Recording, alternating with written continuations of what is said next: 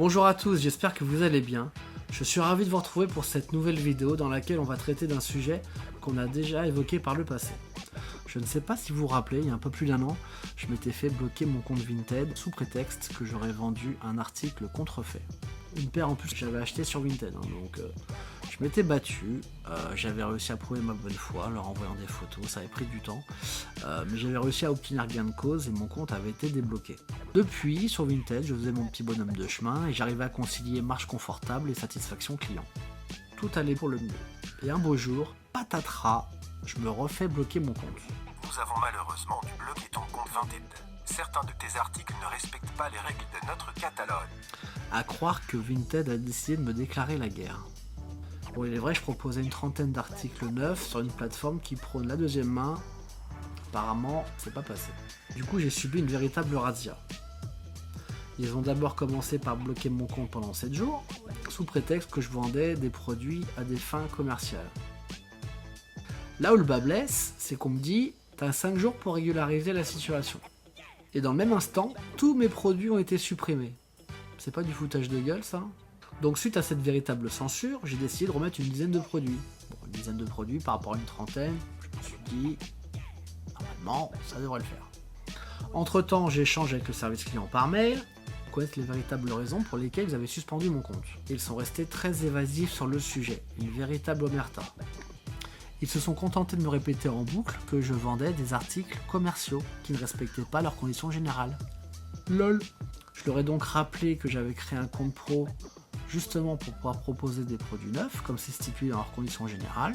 Et du coup, je me suis mis à les relire entièrement, attentivement. Et je me suis aperçu d'un truc, c'est qu'à un moment donné, ils précisent qu'on peut vendre des produits neufs, mais pas trop. Donc je leur ai demandé à quoi correspondait pour eux la notion de pas trop.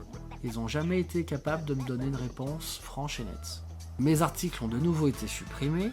Je me suis donc résolu à faire un mix entre produits neufs et produits de deuxième main. Je suis comme tout le monde, j'ai des habits qui me vont plus ou que je porte plus, donc je me suis dit c'est l'occasion, je vais faire du tri dans mon armoire quoi. Donc dans l'attente de faire les photos de ces articles dont je voulais me débarrasser, j'ai reposté 3-4 produits comme ça, histoire de ne pas avoir une vitrine vide. Et la sentence est tombée, ils m'ont bloqué mon compte définitivement. Game over. J'ai reçu un ultime message du service client Vinted m'annonçant le blocage définitif de mon compte. Il y a un truc qui est drôle, façon de parler, on va dire plutôt quelque chose de curieux, c'est que dans leur message, ils me disent que je peux refaire un nouveau compte Vinted avec une autre adresse email et un autre numéro de téléphone. Du coup, c'est ce que j'ai fait. Le seul truc qu'ils me disent, c'est que je suis pas autorisé à recréer un compte pro. Bon, ça ok. Donc, je recrée un compte avec une nouvelle adresse email et un numéro de téléphone, et ils me rebloquent mon compte sous prétexte que j'ai pas le droit d'avoir plusieurs comptes Vinted. Relol. Non mais sérieux, de qui se moque-t-on là? Vous constaterez tout de même que cette plateforme n'est pas très sérieuse en matière de communication. Mais ce n'est pas tout. Je peux te prouver que malgré ce qu'ils te font croire, certains membres vendent de la contrefaçon en toute impunité.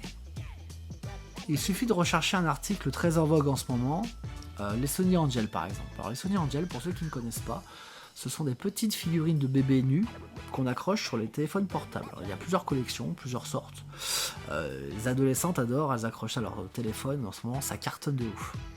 Donc je me suis amusé à faire une recherche du coup sur les Sony Angel. Et j'ai constaté des contrefaçons. Mais c'est pas des soupçons de contrefaçon, c'est flagrant. Il y en a certains où le packaging est dégueulasse, mais en plus de ça, les écritures sont pas dans le bon ordre, les lettres sont pas dans le bon ordre. Donc là je vous montre les images des produits contrefaits et je vous montre aussi la réponse du service client.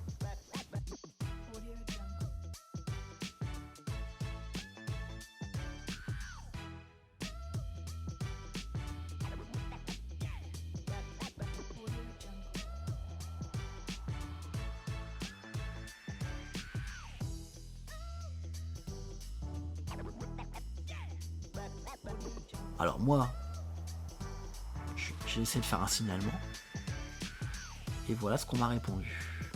Merci de prendre le temps de signaler les contenus qui t'interpellent. Après mûre réflexion, nous avons constaté que le contenu que tu as signalé n'enfreint pas les règles de notre communauté. et que nous ne pouvons donc pas prendre de mesures à l'encontre. Effarant, non? Alors, j'ai pas insisté parce que maintenant que j'ai réussi à me recréer un compte sur Vinted, je préférais passer inaperçu. Oui, vous avez bien entendu, j'ai réussi à revenir sur Vinted. Mais dis-moi pas que c'est pas vrai! Mais ce n'a pas été sans mal. J'ai dû littéralement changer d'identité. Nouveau prénom, nouveau nom, nouvelle adresse email, nouveau numéro de téléphone, le tout sur un nouvel appareil. Bah oui, parce qu'avec les adresses IP, de toute façon, ils m'auraient grillé. Donc j'avais pas le choix. Pour ceux qui ont la ref, je me suis littéralement effacé. Je veux que vous vous fassiez oublier. J'espère que cette astuce pourra aider le plus grand nombre d'entre vous.